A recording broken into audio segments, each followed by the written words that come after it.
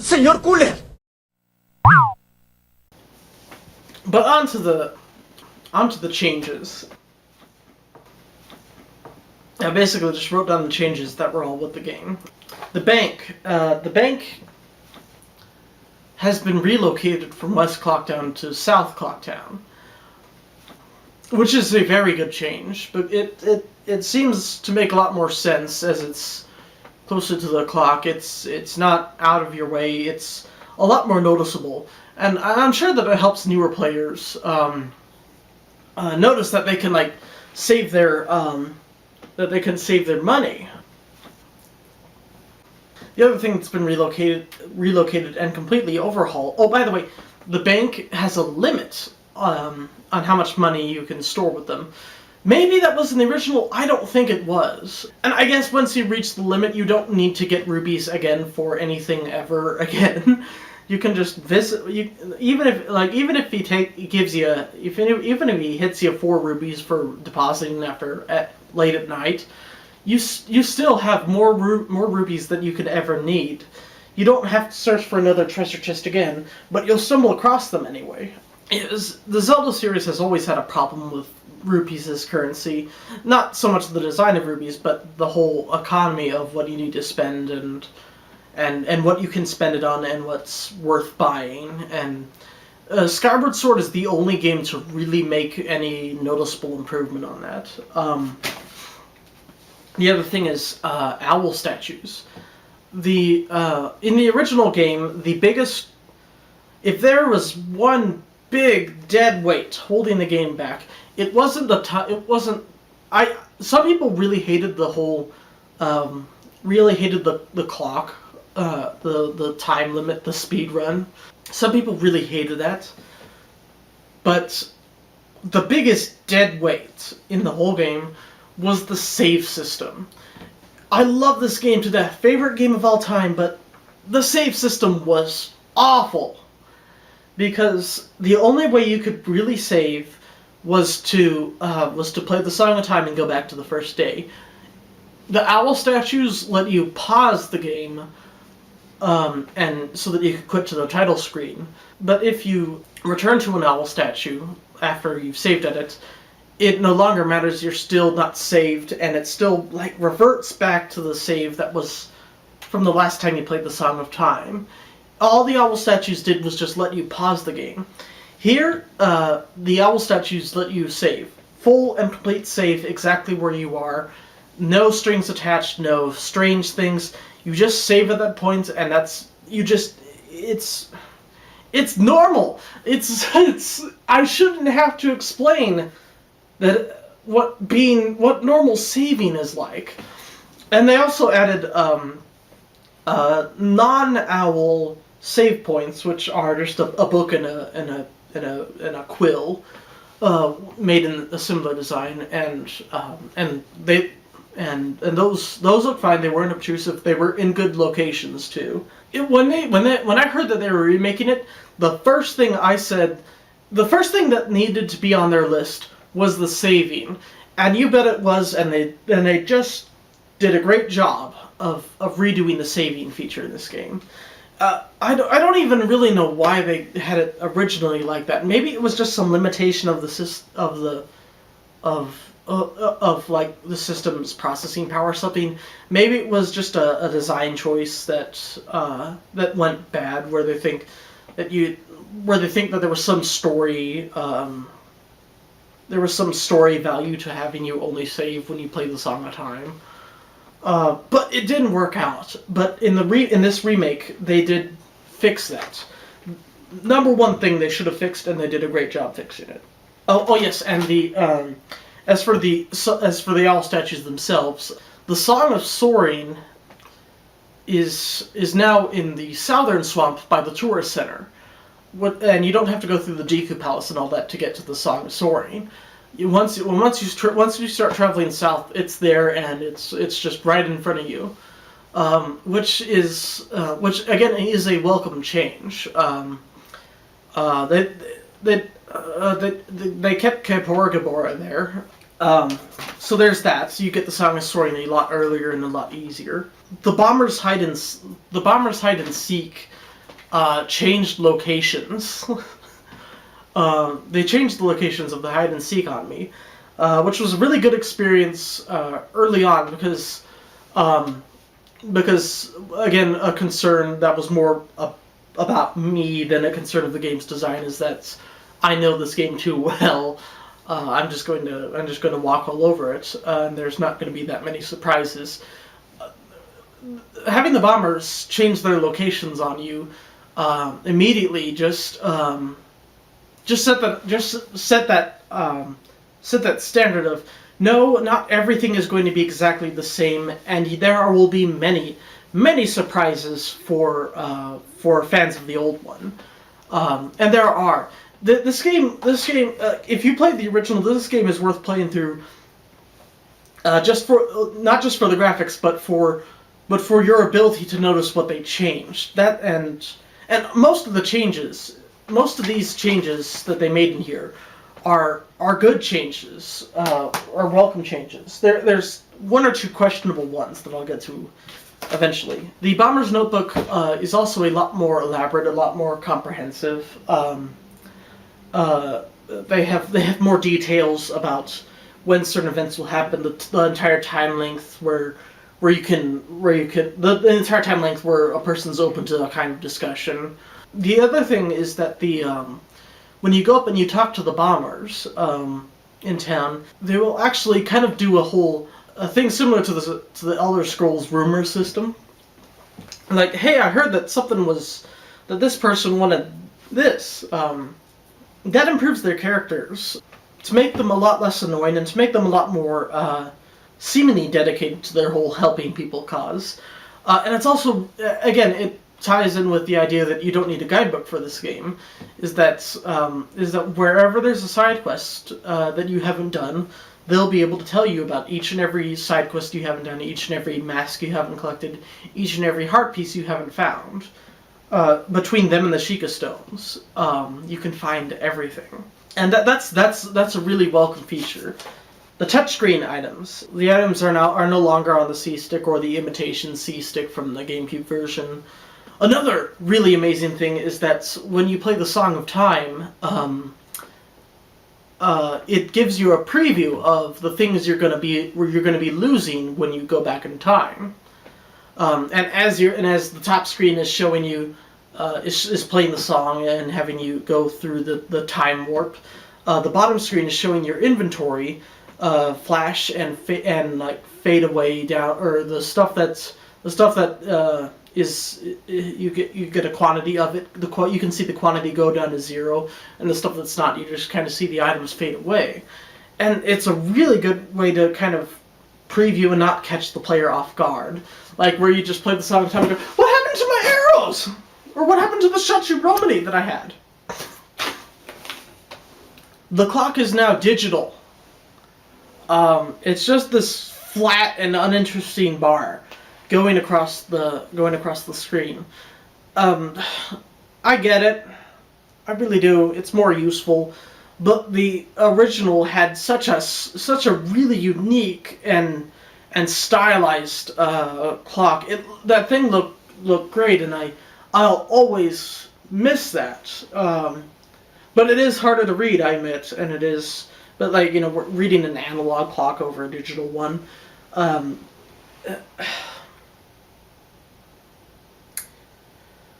I'll always miss that, but I do see why they changed it, and I guess I'm okay with them doing that way. Analog clocks are going the way of the dodo in many ways. You can also use the DS motion controls, like they have kind of like a gyroscopic motion sensor that allows you to kind of fire off arrows and Deku bubbles. It's hard to explain, but I'm sure Nintendo has a video somewhere explaining that. I tried it once. I hated it, and I just turned it off. And you can turn it off, and just have a regular aiming system. And I would never be able to complete the target practice minigame with that. Oh yeah, and the new 3DS XL. I didn't end up with that. I ended up with the I don't have the new 3DS XL or the new 3DS or whatever they call it. I just have the 3DS XL. Whoops. And now I don't have it. Ugh. Terrible. I don't have it. I don't know really what changes they would have in there by adding that second stick. I don't know what that's about. But oh yeah, like I said, some of the fairy locations in the temples are different, and some of the spider locations are different too. But again, it's not drastic. I didn't need a guidebook or anything at all to help me find the spiders, and I only needed help with like one or two fairies, particularly in the last two temples. Oh, the Goron Elder is static in the ice. When you go to Snowhead in the original, the Elder he's frozen in ice, and yet he changes his location every single day. How is that even possible? He's frozen in ice and a giant snowball boulder. It's not like the snowball's rolling around. The snowball's just kind of stuck there, and there's like he has this magical teleporting while stuck in ice thing going on for him. But in this game, it's the same location every day, and you don't have to like keep track of where he is today. You know, the Goron roll has fire. When you're rolling as a Goron, the back of you lights up on fire like you're a rocket, and it's really it's a welcome graphical improvement. You also don't need to hold down A. You don't need to hold down A to keep the Goron, the magic Goron rolling. You can just let go of A and just keep rolling, and the spikes will keep going. But I just kept instinctively kept holding on and pressing A as it was happening, and the game was okay with letting me do that too. The Goron races are still BS, almost even more so. They don't knock you off the track as much in this one, or at least just in the experience I had, but they do interrupt your roll more, and like the races are closer. Like I played it 2 or 3 times. Or I beat it 2 or 3 times, and it was always very close, and I swear they've made this harder somehow, but I'm not sure. Maybe it was just some coincidence for me. Oh yeah, the Deku Scrub bubble. When you blow bubbles a Deku Scrub, it has this very visible animation that lets you know when the bubble's full and ready to fire off. And it actually will not do any damage if it's not a full bubble. It will just kind of do nothing if it's not full. That was welcome. The crater that's blocking off Milk Road has this very visible crack in it that makes it look like the guy who's picking at it is doing some significant progress. Even though he's not, it visually makes it look like it makes it more believable that he's about to get the rock out of the way. The Gorman brothers, when you're doing the milk carriage where you're protecting the milk from the Gorman brothers, they are a lot more susceptible to arrows. Before you would just unload a full Legolas level of arrows into these guys, and they would barely flinch at all. You would just have to keep pelting them with them in order to make them back off. But now every bit hurts them and sets them back a bit more. I have no idea how that flew in the original. They were just like, it's almost like they were immune to arrows or something. The Stone Mask is at the Gerudo Fortress. The Stone Mask is not in the road to Akana. It's in the middle of the front courtyard, and it's surrounded by guards. I basically, like, it's like right beneath a ladder. I think he's impersonating one of the crates. That is a very good change. A very needed change. I'm sure it must have frustrated a lot of people to go through the Gerudo Fortress without the stone mask. And it's a very nice touch to have it in the fortress rather than on the road to Ikana, where it's really not needed at that much in Ikana. It's aside from the Gerudo Fortress is pretty much the only place where you really desperately need the stone mask. Because maybe just me, maybe just because I could power through any enemies and all that. When you first have the scene, when you go into Romani Ranch and you notice Epona's there, there is no there's the cutscene where Tabble the fairy goes, "Oh look, isn't that your horse?" And then it shows you the horse. In the original, it also had this scene where Link is where it shows Link running across the ranch to go to the horse. That second part of that, where you see Link running and smiling and looking overjoyed to see the horse, is gone. That's definitely, I definitely think that's a loss, and a very questionable choice. I guess it fits in with the business scrub thing of having like repeatable cutscenes that are kind of short and potentially annoying be shortened or reduced.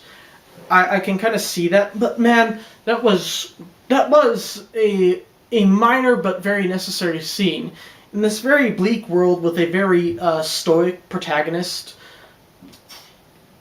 Link doesn't show a lot of emotion other than surprise and just kind of a blank stare.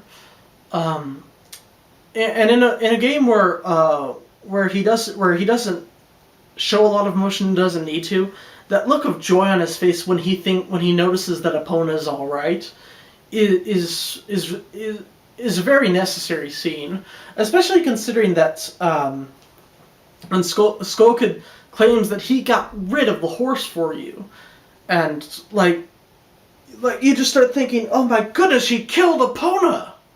If you're experiencing it for the first time, anyway. I need a drink before I talk about this next part. Okay, it's Diet Mountain Dew, whatever. I don't... I do go regular sometimes, but...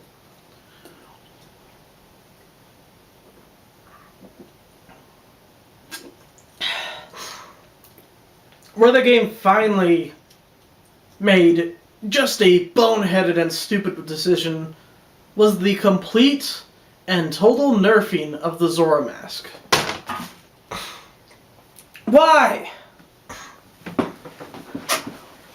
Why would they nerf the Zora mask? Oh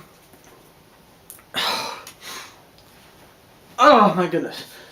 In the original, you pressed and held A to swim faster, right? And you just swim off, and then if you pressed R, you activated the electric shield. But in this game, you press A to swim extremely slowly, or well, slightly better than Human Link would anyway. You press A to swim just a tad faster than Human Link, and then you press R, or the equivalent of it, to swim faster and to have the electric barrier at the same time. Without magic, the Zora mask cannot swim fast.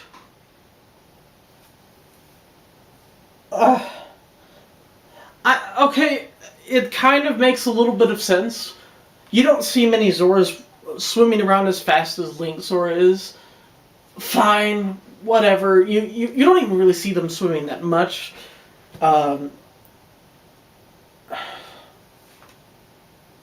It's the most unwelcome change in the game, especially since it makes swimming harder. Because in order to swim with any speed, you need magic. You need to activate the barrier, which kind of dims the screen a bit, so that makes it a little harder to see where you're going. Which also begs the question of how the heck you beat the beaver races without it. With fast swimming that requires magic. Guess what? They include a bunch of pots at the bottom of the floor of the beaver race track, and the pots include magic jars. And it just makes that whole beaver race minigame a lot harder. And the beaver races are, I don't know if this is like this in the original, but not only are they harder because the Zora mask is nerfed, but like there are like it doesn't keep track of your wins, so to speak. I played that minigame so many stupid times. And the only reason I couldn't really, the only reason I had so much trouble beating it was because the Zora mask was nerfed. You first have to race the younger brother, then you have to race the older brother, and then once you beat both of them, you get a bottle. And then, after you get the bottle, then you have the option of... So then, after you get the bottle, you can race the younger brother again, and then race the older brother again. You have to do it all in the same time cycle. In the same time cycle, you have to beat the beavers 4 times.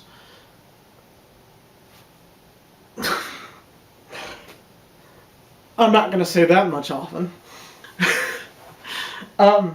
So, in one time cycle, you have to beat the younger brother the first time, beat the older brother the second time, then you get either a bottle or a pass to the fishing hole.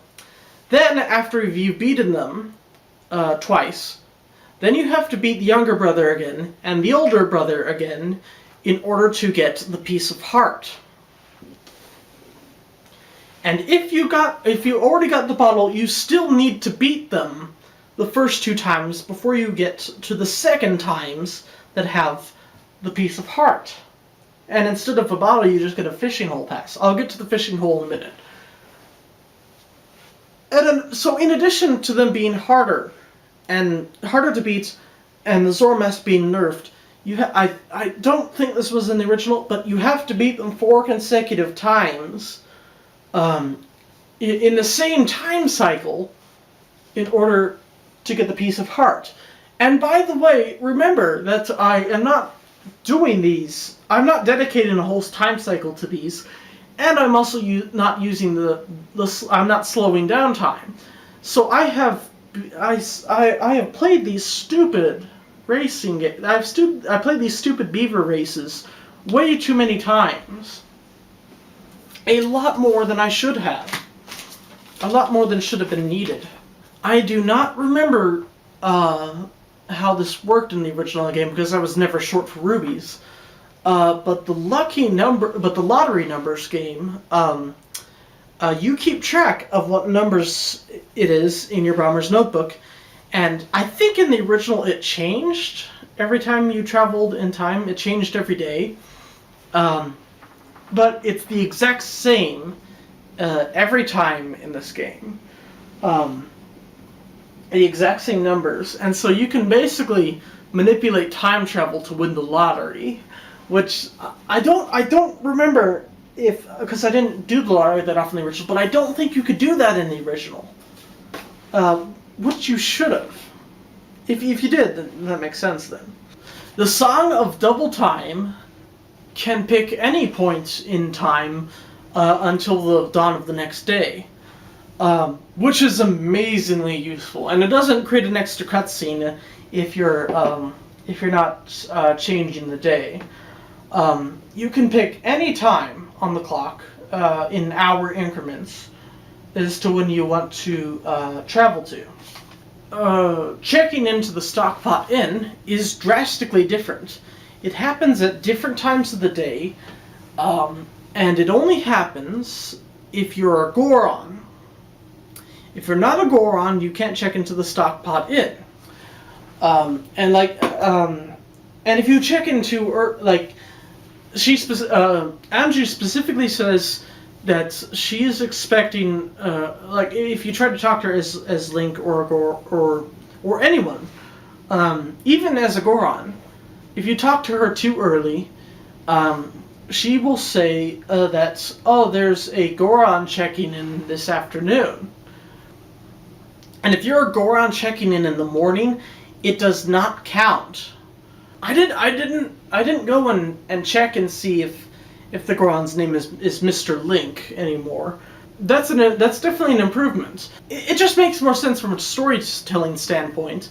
Is that you have to be a is that you can't just walk in as a kid or a Zora and just say, yeah, I'd like to check in, my name's Link, and she says, Link, I have you booked down here. When in reality the person supposed to check in is a Goron. No, you really have to imitate this guy and the time that he would normally show up in order to get the room. And I kept trying this. I didn't want to look it up. I kept trying this, and I wasn't able to figure it out till after I'd beaten Majora's Wrath, when I was wrapping up all the other side quests. It was one of the last side quests I figured out. And even when I figured out that you have to be a Goron, I still didn't get it right because I didn't get there at the right time. There shouldn't be much more here.